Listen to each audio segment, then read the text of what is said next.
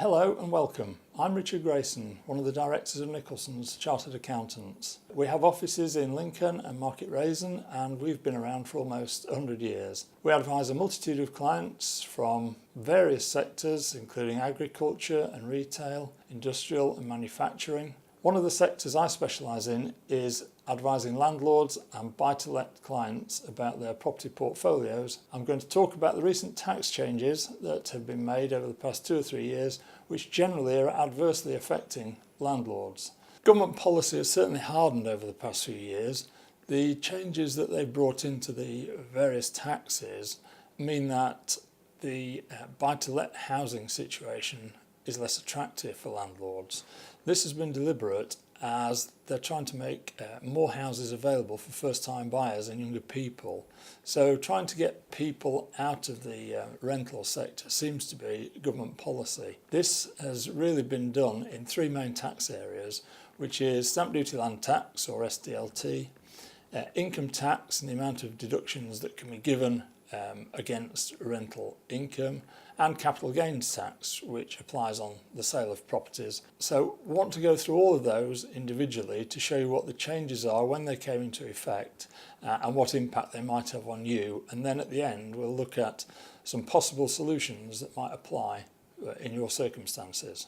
So firstly, we just want to talk about stamp duty land tax or SDLT. This applies already on the purchase of all residential properties. It also now applies on the full cost of a residential property that isn't your main residence. So any second properties that you buy will incur an extra 3% surcharge of SDLT on the full cost of the new property, unless it's below £40,000, which is very unlikely. So this means that for any second or other properties bought by an individual, this extra 3% SDLT will apply in addition to the existing sliding scale. This charge came in on the 1st of April 2016 and looks as though it's here to stay. It also applies to all residential properties that are bought by limited companies, so there's no getting around the SDLT charge by setting up a company specifically for this purpose, which is something that I have been asked over the past few years.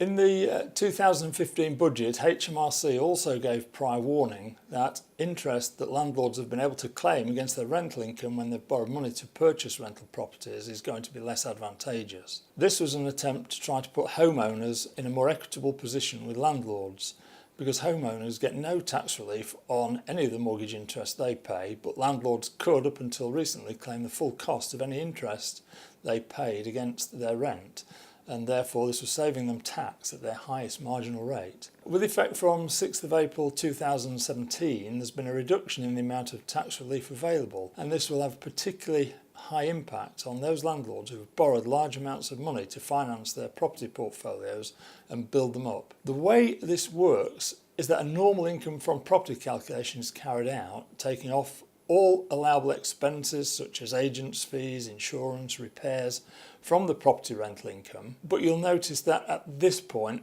interest hasn't been deducted. In 2017-18, the year just gone, 75% of the interest charge can be deducted from the resulting profit, and the remaining 25% of the interest is given as a 20% tax deduction from the overall tax liability arising. So this is a tax credit rather than a tax deduction. If a landlord's a basic rate taxpayer, then this will have no impact at all, but it will have a significant impact on those who earn large amounts of money from property rentals and have high levels of borrowing. There's a sliding scale through to 2020 of the amount of interest which is allowable in full and which is subject to the 20% deduction, but by 2020 all interest paid will be subject to a 20% deduction or credit from the profit arising. This will start to have a big impact on those who are highly borrowed. We're now going to look at capital gains tax. This is the tax that applies on the sale of assets. The capital gains tax rate was reduced on the 6th of April 2016 from 18% for basic rate taxpayers to 10%, and from 28% for higher rate taxpayers to 20%.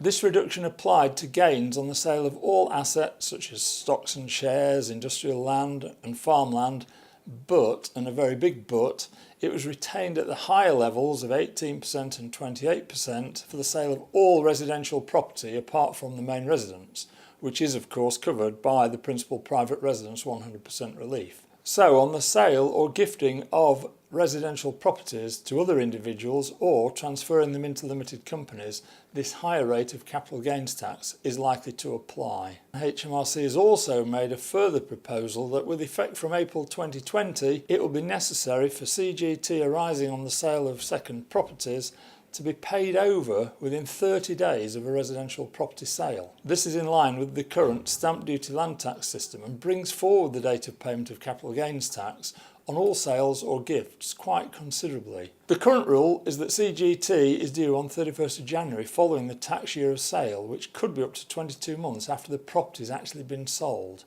This 30-day deadline will have a significant cash flow impact for sellers. We've seen the way that the government are trying to take bigger slices of tax out of residential property investment. Now let's have a look at what might be done to mitigate this in favour of the landlord. The bad news is that in terms of stamp duty land tax, there's very little that can be done. The rules state that if the property being purchased is in addition to a main residence, then the extra 3% surcharge will apply. Remember, this also applies to properties purchased by companies. There's only one way that SDLT may not apply, which I'll come to shortly, but in most cases this will be very difficult to get round. So to try and reduce the impact of the higher income tax charges where there are borrowings against residential properties, there are one or two things to consider. Firstly, subject to the approval of any lenders and subject to being in a marriage or a civil partnership, the property could be transferred into joint names with your spouse or civil partner. There's no SDLT or capital gains tax on such a transfer, and your spouse or civil partner becomes entitled to 50% of the rent and would need to declare this on their tax return. If one of you is a high rate taxpayer and the other is a basic rate taxpayer, the advantage of this is that a lower rate of tax is payable on the rental income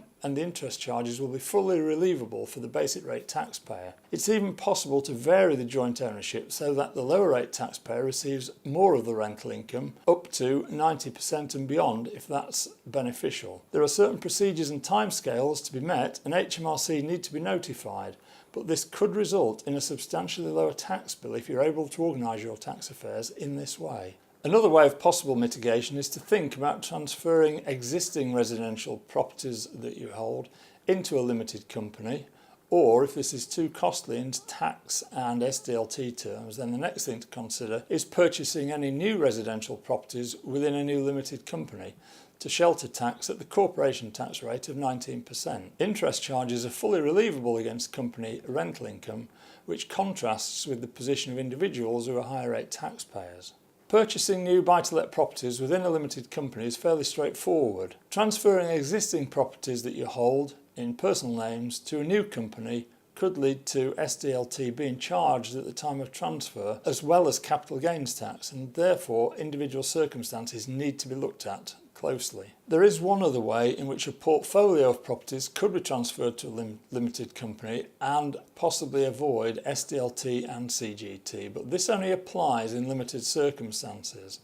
There would already have to be a property partnership business in existence which has submitted partnership tax returns in the past for the property business. This is different from just owning a property in joint names and splitting the net rents on tax returns. If there is a pure property partnership in existence, and this involves a lot of work and management by the partners, then it's likely this could be transferred to a new limited company, and as it's the transfer of an existing business, there should be no SDLT or CGT payable. This is unlikely to apply unless there are 10 or more properties involved and there is heavy involvement by the partners in the business. Another alternative to think about is reducing the size of your property portfolio by a phased sale of the properties over a few tax years to maximise the availability of the CGT annual allowance rather than sell all the properties in 1 year. This would also reduce the likelihood of high rate capital gains tax being payable. The proceeds or the equity could then be used to pay off other borrowings that you have on your other properties, and this would reduce the loss of the tax relief on the interest on these borrowings. I would also like to mention inheritance tax at this point. Whilst there have been no changes, it is relevant to property ownership. The value of all properties if owned personally or the value of property company shares if owned via a limited company are subject to inheritance tax on death. As they're not classed as business assets, the values would be subject to inheritance tax at 40% once the personal nil rate band of £325,000 is exceeded. This is something that people need to be aware of as they become older, and they may want to pass on some of their assets to the next generation. But there are pitfalls in doing this, such as capital gains tax again. Finally, I should just mention that making tax digital will soon be with us all. There hasn't been a set date yet for implementation for landlords. It was supposed to have been the 6th of April 2019, but because of failures in implementation, this has been pushed back. But it is likely to come in on the 6th of April 2020 for all landlords with a turnover above £10,000 per annum, that is rental income. That will mean that quarterly returns will need to be sent to HMRC electronically, showing the turnover from rents and all your costs to that point. Tax dates don't change, but quarterly return dates will be implemented, and there will be penalties and interest for not meeting those dates. So that's a quick run through of the current state of the residential property tax changes, which I hope you have found useful. I've not talked about the economic benefits of owning property or the political motivations of some of these changes. I'll leave that to others more qualified. Some of these tax changes may apply to you and others may not be relevant, which highlights the need for everyone to take bespoke advice based on their individual circumstances and tax bands, taking account of their other income and assets, which shouldn't be forgotten about. If these changes affect you adversely and you'd like any more details or information, we'd be more than happy to hear from you. Please don't hesitate to get in touch.